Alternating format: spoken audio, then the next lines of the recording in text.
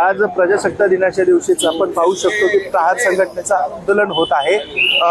या ठिकाणी अजित पवार पोलीस मुख्यालय ग्राउंडमध्ये ध्वजारोहण या कार्यक्रमाला येणार आहेत आणि त्यापूर्वीच आपण पाहू शकतो की प्रहारचे हे सगळे कार्यकर्ते आहेत, त्यांनी आंदोलन पुकारलेलं आहे आणि आता इथून पाहू शकतो की या ठिकाणी अजित पवार दाखल झालेले आहेत आणि या प्रहार संघटनेचे कार्यकर्ते आपल्याला पाहायला मिळत आहेत।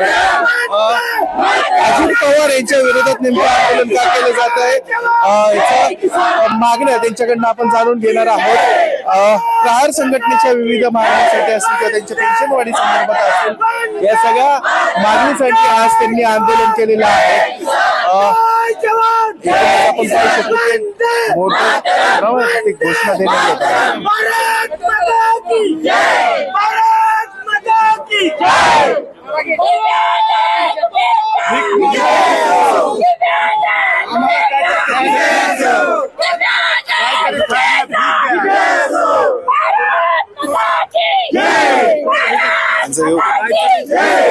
का आंदोलन करण्याचं आज काय कारण आहे अजित पवारांचे?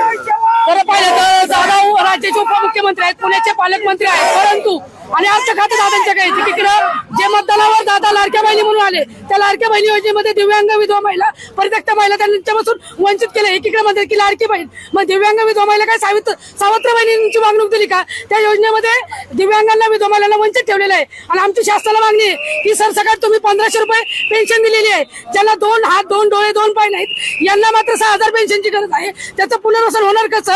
ह्याच्यासाठी दादा मी म्हणतात मी दिलेला शब्द पाळतो आणि मी बोलेल तसं होतं। मग दादांना आज विनंती आहे, आज प्रजासत्ताक दिन आहे, ह्या दिवशी आम्ही दादांना ह्या टोपलीमध्ये म्हणतोय की ह्या टोपलीमध्ये आम्हाला काहीतरी दान द्या, म्हणून आज आम्ही सर्व दिव्यांगांनी आंदोलन केलेलं आहे।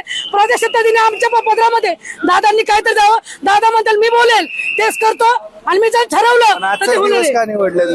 प्रजासत्ताक दिन स्वातंत्र्य या दिवशी प्रजासत्ताक दिन आम्हाला न्याय मिळणार नसेल, याच्यापेक्षा चांगला दिवस कुठे असू शकत नाही। मग दादांनी गांभीर्याने आमच्याकडे निवेदन प्रक्रिया अशी काही केली? वारंवार गल्लीपासून दिल्लीपर्यंत आंदोलन केली, फक्त आश्वासनच हे तेव्हा केले। 2012 सालापासून आम्ही आंदोलन करतो, फक्त आम्हाला आश्वासन दिली, एकीकडे दिव्यांग मंत्रालय दिलं, परंतु त्याच्यावर खडगू नाही, एकाही अधिकाऱ्यांची नेमणूक केली नाही, तर आमचं पुनर्वसन होणार कसं? एकूणच आपण पाहू शकतो की मोदी आमचे राज्याचे अध्यक्ष आहेत। एकूणच आपण पाहू शकतो की या ठिकाणी आंदोलन सुरू आहे आणि उपमुख्यमंत्री अजित पवार आज इथे ध्वजारोहणाच्या कार्यक्रमासाठी येणार आहेत आणि या सगळ्या विविध मुद्द्यांसाठी, वाढीव पेन्शनच्या मुद्द्यासाठी अशी मागणी घेऊन आज दिव्यांग प्रहार संघटनेच्या दिव्यांग कार्यकर्त्यांनी आंदोलन केलेलं आहे। 1,500 ते 6,000 पर्यंत पेन्शन वाढवून मिळावी अशी मागणी या आंदोलनकर्त्यांची आहे आणि आज प्रजासत्ताक दिनाच्या दिवशीच पालकमंत्री अजित पवार यांना आंदोलन करून एक इशारा दिलेला आहे।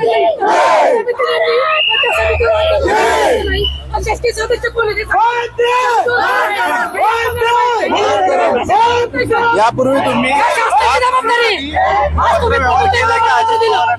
वारंवार पत्रव्यवहार केलाय, दादांच्या मागण्या पुढे बारामतीमध्ये दिव्यांगांनी आंदोलन केलं होतं, दिव्यांगांना महिला 5,000 पेन्शन द्यावं म्हणून, तरी मी त्यांची दखल घेतली नाही। वारंवार आंदोलन करतोय। आमचं आज हे जे आंदोलन आहे आमचं भीक मागो पालकमंत्र्यांसमोर, महाराष्ट्रातील प्रत्येक जिल्ह्यामध्ये प्रत्येक पालकमंत्र्यामध्ये प्रहार संघटनेचं आज या वेळेला भीक माग आंदोलन चालू आहे। आज हे लक्षवेधी आंदोलन आहे। मार्च मध्ये सरकारचा अर्थसंकल्पीय अधिवेशन आहे, या अधिवेशनामध्ये 1 लाख महाराष्ट्रातील दिव्यांगांचा मोर्चा माजी आमदार बच्चू भाऊ कडू यांच्या नेतृत्वाखाली मुंबईला निघणार आहे, मोर्चा निघणार आहे। मात्र आज अजित पवार असतील किंवा अजित पवार असतील, वरिष्ठ अधिकारी असतील, हे सगळे या पोलीस मुख्यालयात ध्वजारोहणाच्या कार्यक्रमासाठी येत असतात। मात्र अशा प्रकारे घोषणा देणं कुठेतरी अशा प्रकारे घोषणा देणं आजच्या दिवशी हे तुम्हाला योग्य वाटतं? घोषणा फक्त ह्याच दिल्या जात आहेत. भारत माता की जय, वंदे मातरम, प्रजासत्ताक दिनाच्या शुभेच्छा अशा घोषणा दिल्या जातात. राष्ट्रीय सण दिव्यांग लोक सुद्धा इथं साजरा करत आहे. प्रजासत्ताक दिन म्हणजे प्रजेची सत्ता असलेला दिन. मग आम्ही दिव्यांग प्रजा आहे का नाही, या दिव्यांग प्रजेकडे प्रशासनाचं दुर्लक्ष होत असल्यामुळं या प्रशासनाचं लक्ष वेधण्यासाठी दिव्यांग जन प्रजा इथं आज लक्षवेधी आंदोलन करत आहे. अजित पवार यांची प्रतीक्षा करत या ठिकाणी दिव्यांग कार्यकर्ते या ठिकाणी आंदोलन करत आहेत. काही वेळात अजित पवार पोलीस मुख्यालयात ध्वजारोहणाच्या कार्यक्रमासाठी दाखल होणार आहेत. मात्र यापूर्वीच आपण पाहू शकतो की प्रहार संघटनेने मोठ्या संख्येने इकडे आंदोलन उतरलं आहे. याबाबत अजित पवार यांची भेट घेतील का, त्यांच्या मागण्या ऐकून घेतील का आणि काय निकष देतील हे पाहणं आता महत्वाचं असणार आहे. पुण्याहून मी आदित्य भवार, महाराष्ट्र टाइम्स ऑनलाईन.